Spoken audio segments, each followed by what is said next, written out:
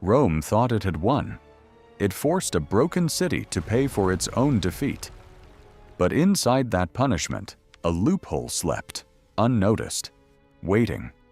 One family found it, turned humiliation into a private empire. What they built with someone else's silver would nearly end Rome. Every war has two histories, the one fought with swords and the one fought with numbers nobody wanted the world to see. Carthage lost its fleet, its pride, its voice in the Mediterranean, yet somehow rebuilt an army capable of terrifying Rome for 17 years. How? Subscribe now, because this investigation uncovers the financial machine hidden behind Hannibal's war chest, and you won't want to miss where the trail leads. Like this video, drop your theories below, and join us as we dig. I stand on the docks of Carthage in 241 BC, watching galleys limp home with broken oars, and I already know this harbor is about to become a crime scene of accounting. Rome's peace terms arrive like a second war. 3,200 talents of silver, paid over 10 years, a number designed to strangle any future rebellion in its cradle. The Senate here does something strange. Instead of despair, men start whispering about mines nobody has fully tapped, veins buried across the sea in Iberia. I follow one commander through the chaos, a man named Hamilcar Barca, who refuses to accept that defeat means submission, only redirection. He proposes an expedition that sounds like exile. Cross into Spain, subdue the tribes, extract their wealth, officially to pay Rome's debt, unofficially to answer to no one. What the Roman treaty never anticipated was jurisdiction. Rome controlled Carthage's fleet, its army size, its foreign policy, but not one clause touched a private family's overseas venture. I watch the loophole open like a door nobody thought to lock, and Hamilcar walks through it with his son, a boy of 9, gripping his hand at the altar. That boy swears an oath against Rome before he's old enough to hold a sword, and I realize this isn't just funding a war. It's manufacturing an enemy from birth. Within 5 years, Iberian silver mines under Barca control are producing wealth Carthage's own treasury never dreamed of, untaxed, unreported, invisible to Roman eyes. By the time Rome finally asks where this money is coming from, the answer will already be marching toward the Alps.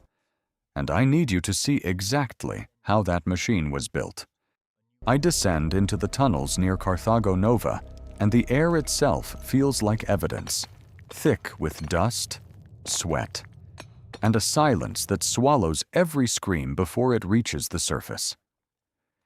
20,000 laborers work these shafts, most of them condemned men, war captives or debtors sold into the earth, extracting silver that will never appear on any Carthaginian tax roll.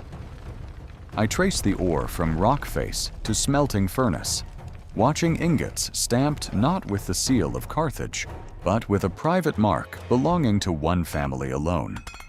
This is the detail historians gloss over. Hamilcar isn't just mining wealth, he's building a parallel treasury, one loyal to blood rather than borders.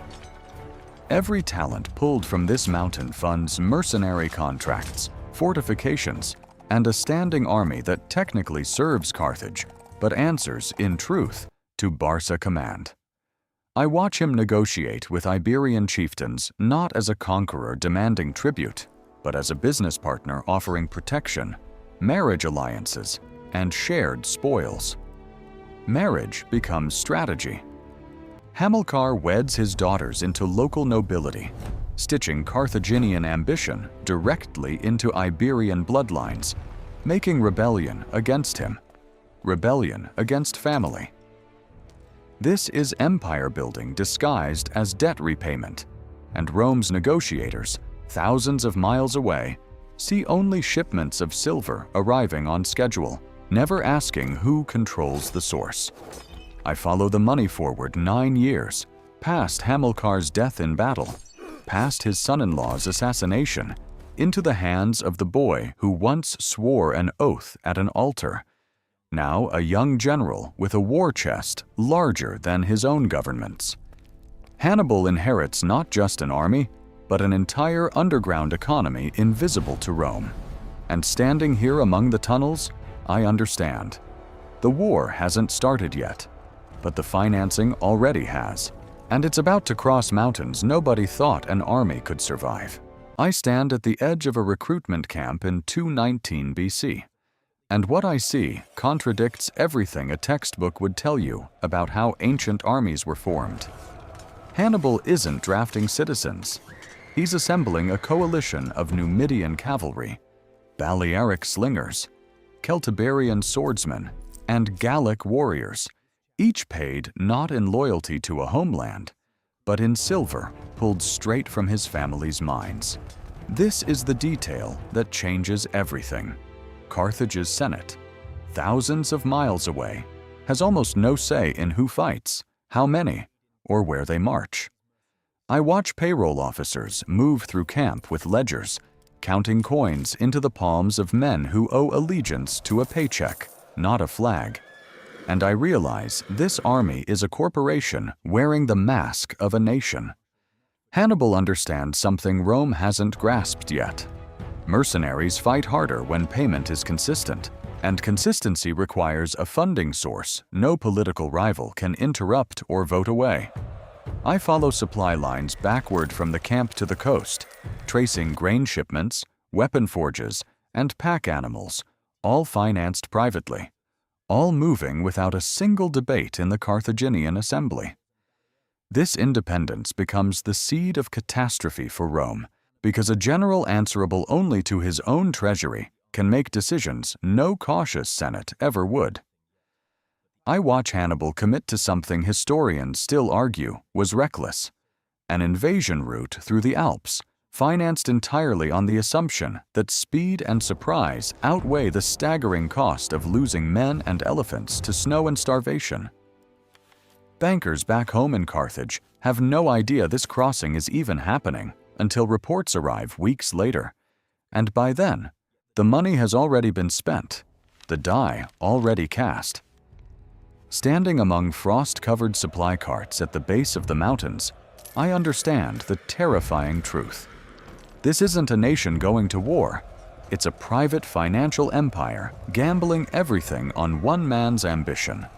And Rome is about to discover it can't negotiate with a ledger it never knew existed. I walk the aftermath of Cannae in 216 BC, past a battlefield holding more Roman dead than most ancient cities held citizens, and I realize the real casualty here is Rome's assumption that money wins wars alone. Hannibal has just destroyed 8 legions using an army funded outside official channels, and now he sends a message home requesting something Carthage's Senate never expected. Reinforcements, paid for by the very state that barely controls him. This is the twist buried in most retellings. The private war machine built on Iberian silver is now running dry, stretched thin across Italy, and asking the government it once bypassed for a bailout. I watch the debate unfold in Carthage's Senate chambers, where a faction led by Hanno the Great argues against sending money, warning that funding an unaccountable general only deepens a dangerous precedent. Rome, meanwhile, does something few expect from a defeated power. Instead of surrendering, it refuses to ransom its own captured soldiers, choosing instead to melt temple gold and tax its wealthiest citizens directly. I trace this decision to its root. Rome discovers what Carthage never fully built, a treasury flexible enough to bleed without collapsing, because its funding comes from citizens invested in the outcome, not mercenaries loyal to a paycheck. This contrast becomes the hidden battlefield of the entire war. One side finances victory through conquest and extraction, the other through shared sacrifice and civic obligation. I follow the numbers forward, watching Hannibal's requests for silver, elephants, and fresh troops arrive in Carthage only partially answered, delayed by politics, jealousy, and a Senate unwilling to fully empower a family already richer than the state itself.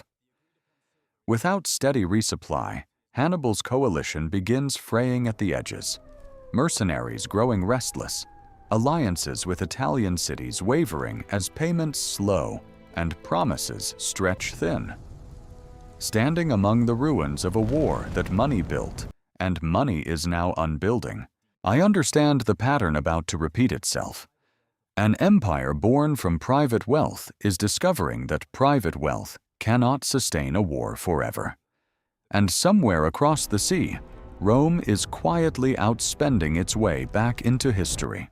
I stand on African soil near Zama in 202 BC, watching two armies form across a dry plain, and I already sense this battle will be decided less by tactics than by the exhausted economics behind it. Hannibal's coalition has thinned for years, mercenaries drifting away unpaid. Iberian silver no longer flowing fast enough to replace fallen soldiers or aging elephants, while Rome arrives fresh, funded, and reinforced by allies who trust its treasury. I watch Scipio Africanus, a general who studied Hannibal's tactics for a decade, deploy a strategy built not just on maneuver, but on the confidence of an army that knows its payroll will never run dry mid-battle. This is the moment the hidden war finally surfaces above ground. A private financial empire, brilliant in its independence, collapses under the same isolation that once made it powerful. I follow the defeat backward through cause and effect. No political structure ever emerged to sustain Barca-funded warfare beyond one lifetime, one mine, one family's ambition. Carthage surrenders, stripped of its fleet again, forced into another crushing indemnity, and this time Rome makes certain no private treasury can ever rebuild an army capable of crossing the Alps. I trace Hannibal's final years in exile, a man hunted not for the battles he lost, but for the financial independence he once represented, a threat no empire wants repeated. Rome, meanwhile, absorbs the lesson permanently, restructuring its own funding around state-controlled taxation, standing legions, and provincial tribute, building the very system that will finance its rise into empire. I stand at the edge of these ruins, understanding that the war didn't end at Zama. It ended in accounting ledgers, tax codes, and treasury reforms nobody puts in textbooks. What started as a debt Rome imposed to weaken Carthage became the blueprint Rome itself used to conquer the world. And that, more than any battle, is the war's true final chapter. I leave this investigation understanding something no battlefield could teach alone. Carthage never lost because its soldiers lacked courage, elephants, or brilliant commanders. It lost because private wealth cannot outlast public will. Hannibal built an empire of silver and mercenaries, a machine so independent it nearly toppled Rome, yet so isolated it collapsed the moment its funding faltered. Rome learned the opposite lesson, weaponizing taxation and civic loyalty into an engine that outlasted armies and inherited an empire built not on conquest alone, but on ledgers history forgot to teach.